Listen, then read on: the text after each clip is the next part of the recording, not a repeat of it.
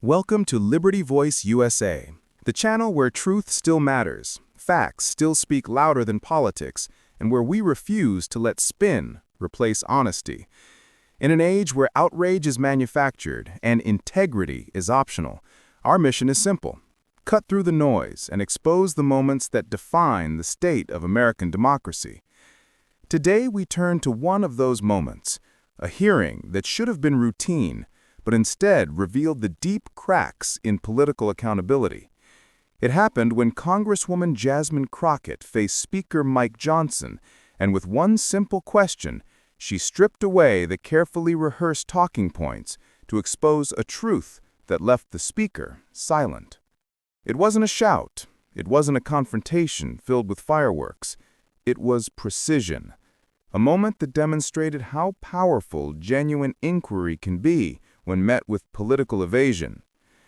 Crockett's style has become something of a phenomenon in Congress, sharp, informed, and unafraid to challenge hypocrisy when she sees it. She doesn't rely on theatrics, she relies on clarity, and in this exchange, clarity was exactly what dismantled the facade. The topic at hand was government integrity, specifically how political leaders justify actions and words that seem to contradict the very values they claim to uphold. Mike Johnson, the newly elevated Speaker of the House, has tried to position himself as a man of faith, principle, and constitutional respect. But Crockett knew exactly where to press. She framed her question around consistency, the kind of moral and constitutional consistency that the public expects but rarely sees. Her tone was calm, her words were deliberate, and the question was simple. Mr. Speaker, how do you reconcile your public defense of law and order with your party's ongoing effort to undermine the results of an election? The silence that followed spoke louder than any filibuster ever could. Johnson tried to recover, leaning on familiar rhetoric about states' rights and election irregularities. But Crockett wasn't asking about speculation. She was asking about principle.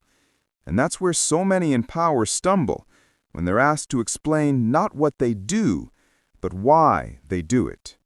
Johnson's background as a constitutional lawyer should have equipped him for the question.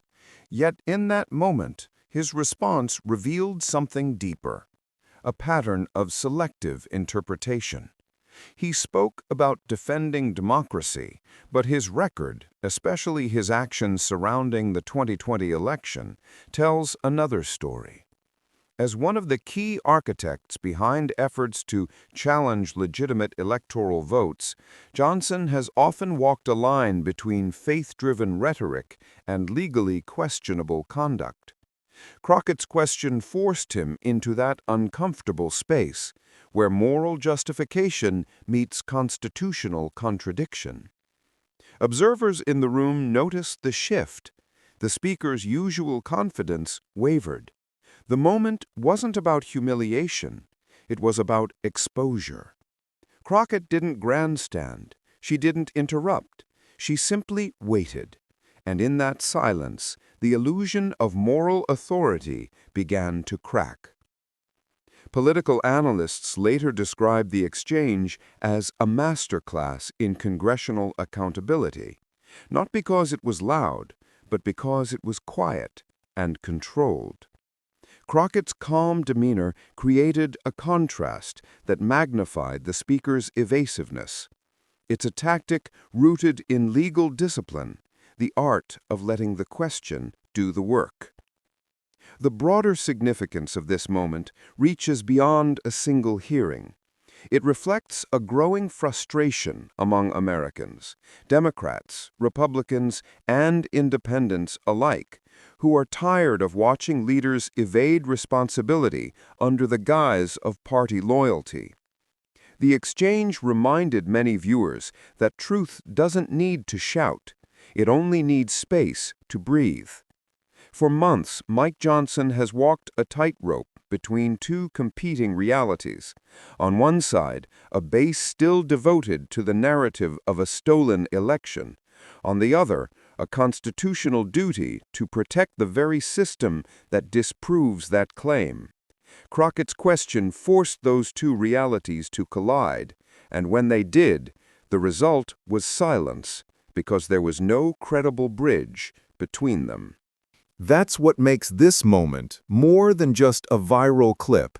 It's a mirror held up to the broader condition of American politics, where belief often outweighs evidence and loyalty outweighs logic. Crockett's composure reminded viewers that courage in politics isn't about volume. It's about precision, persistence, and an unwavering commitment to truth. In the days following the hearing, pundits on both sides tried to spin the event.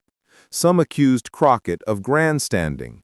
Others praised her for exposing what they saw as institutional hypocrisy.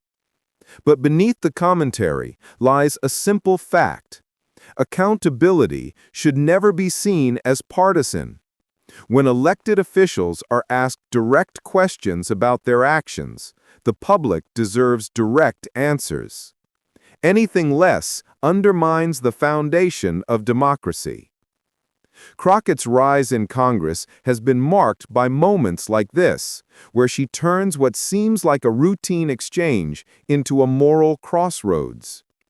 Her approach is not rooted in anger, but in clarity, something increasingly rare in a political culture fueled by noise. She understands that every word spoken in that chamber carries weight, and that truth, when delivered calmly, can still cut through the thickest political armor. For Mike Johnson, this exchange was more than an uncomfortable few minutes. It was a reminder that leadership cannot coexist with selective truth. His silence wasn't just personal hesitation. It was symbolic of a broader political paralysis that grips Washington today. A paralysis created when the pursuit of power eclipses the responsibility of service. What Crockett exposed was not just a momentary lapse of judgment, but a pattern where moral conviction is often used as a shield for political convenience. It's a tactic that's been perfected over decades, invoking faith, freedom, and patriotism to justify policies or actions that betray the very meaning of those words. Her question didn't attack Johnson's faith. It illuminated how often faith is invoked to excuse contradiction. That's the power of a single, well-placed question in politics. It can pierce through rehearsed defenses, scripted talking points, and moral camouflage. It reminds those in power and those watching that accountability is not a partisan weapon, it's a democratic necessity. Even conservative commentators had to acknowledge the impact of the moment. One analyst on a major network admitted, "She asked the question most Americans have been waiting to hear." That's the point. It wasn't just Crockett's question. It was the question of a nation that has grown tired of watching leaders twist constitutional principles into partisan talking points. In the broader narrative of American politics, moments like this don't fade easily. They become reference points. Clips like these circulate not because they are entertaining, but because they are clarifying. They show, in real time, what truth looks like when it collides with evasion. And while the political world will move on, as it always does, the impression remains. Crockett's calm authority contrasted sharply with Johnson's unease, capturing the essence of what accountability should look like. It was less about confrontation and more about revelation. Less about winning an argument and more about exposing a truth that can no longer be ignored. As this story continues to echo across media platforms, one thing becomes clear. The American public is hungry for authenticity. They are no longer satisfied with talking points, press releases, and partisan performances. They want to see real questions met with real answers. Crockett's moment didn't just challenge one politician. It challenged an entire culture of avoidance that has plagued Washington for too long. In the end, it wasn't just a question. It was a test of honesty, of courage, and of leadership.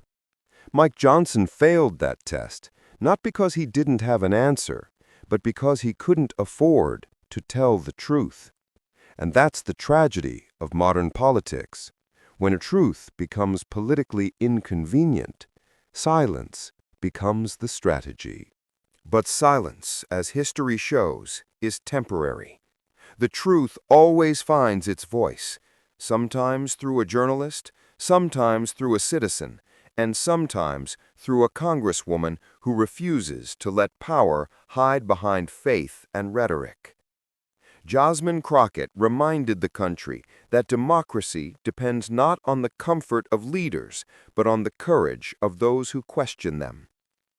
And that's the essence of this moment, a reminder that every democracy begins to die when questions go unanswered, but it begins to heal when someone has the courage to ask them anyway.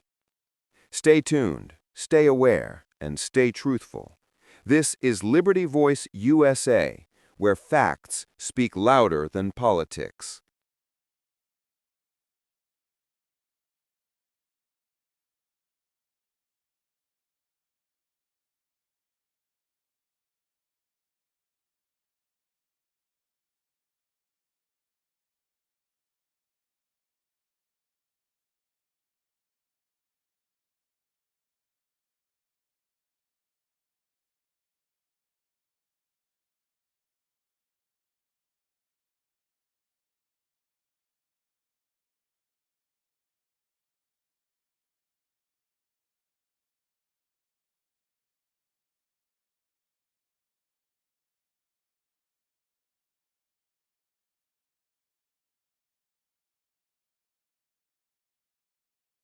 Contrast this with Crockett's trajectory.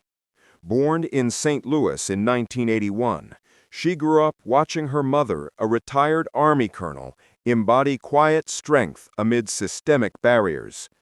As a public defender in Dallas, she fought for the voiceless, overseeing more than 200 jury trials, exposing injustices in a justice system stacked against the poor and the pigmented. Elected to Congress in 2022, after flipping a Republican seat, she's been a thorn in the side of MAGA orthodoxy from day one. Whether grilling big oil execs on climate denial or calling out election deniers for January 6th complicity, Crockett speaks in plain English, laced with Southern cadence and unyielding facts. Her low IQ moment isn't isolated. It's the latest in a string of clashes that reveal her as the anti-Trump. Where he blusters, she builds cases. Where he divides, she demands accountability. But let's not romanticize too quickly. This exchange isn't just theater. It's a microcosm of the fractures threatening our republic. When a president weaponizes insults against elected representatives, it normalizes a toxicity that seeps into every corner of society. We've seen the fallout. Threats against Crockett spiked after her MTG takedown, forcing her to beef up security. AOC's faced death threats for years, her office a fortress of resolute amid the vitriol. And Trump? His low IQ barbs echo the birtherism he peddled against Obama, the casual racism that coded shithole countries as policy. It's a strategy of diminishment, designed to discredit before debate even begins. Yet Crockett's stun lies in her refusal to be diminished. By guaranteeing his IQ is the real low bar, she doesn't just clap back, she invites scrutiny, turning the mirror on a man who's spent decades dodging it. What black woman hurt him isn't gossip, it's a probe into the psyche of power, questioning why threats from competent black women elicit such fixation.